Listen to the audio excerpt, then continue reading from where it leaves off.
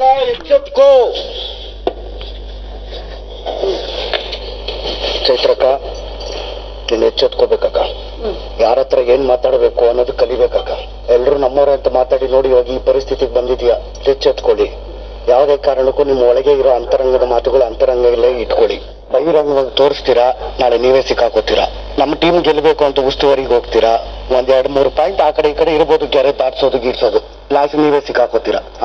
ಆಟ ಆಡಬೇಕು ಅಂದಾಗ ಟಾಸ್ಕ್ ಆಡಲ್ಲ ಅಂತಾರೆ ಎಲ್ರು. ನೀವು ಟಾಸ್ಕ್ ಆಡ್ಬೋದಲ್ಲ ಉಸ್ತುವಾರಿ ಬದಲು. ಎಚ್ಚೆತ್ಕೊಳ್ಳಿಕ್ಕ. ಮಂಜು ಅವರೇ, ನಿನ್ನೆ ಕಾಸದ ಡಬ್ಬಿಗೆ ಹಾಕಿದಾಗ್ಲೇ ಎಲ್ಲ ಸಂಬಂಧಗಳನ್ನ ಆ ಕಾಸದ ಡಬ್ಬಿ ಜೊತೆನೆ ಬಿಟ್ಟಿದೀನಿ. ಮತ್ ನನಗೆ ಬಹಳ ಸ್ಪಷ್ಟವಾಗಿ ಹೇಳಿದ್ದಾರೆ, ಚೈತ್ರ ವೈಯಕ್ತಿಕ ಆಟ ಆಡಿಲ್ಲ ಇಲ್ಲಿವರೆಗೂ ಅಂತ. ಯಾವಾಗ ನಾನು ನೀವ್ ಹೇಳಿದ ಪಾಯಿಂಟ್ಗೆ ನೀವ್ ಹೇಳಿದ್ರಲ್ಲ, ಹೌದು ಯಾಕೆ ಉಸ್ತುವಾರಿ ಮಾಡ್ತೀರಿ ಅಂತ, ನಿನ್ನೆ ನಿರ್ಧಾರ ಮಾಡಿದೆ ಮಂಜು ಅವರೇ, ಇನ್ ಯಾವತ್ತು ಉಸ್ತುವಾರಿ ಮಾಡೋದಿಲ್ಲ ಅಂತ. ಯಾವ್ದೋ ವಿಷಯದಲ್ಲಿ ಯಾರೋ ಹೇಳಿದ್ದನ್ನ ಮಾತಾಡುವಾಗ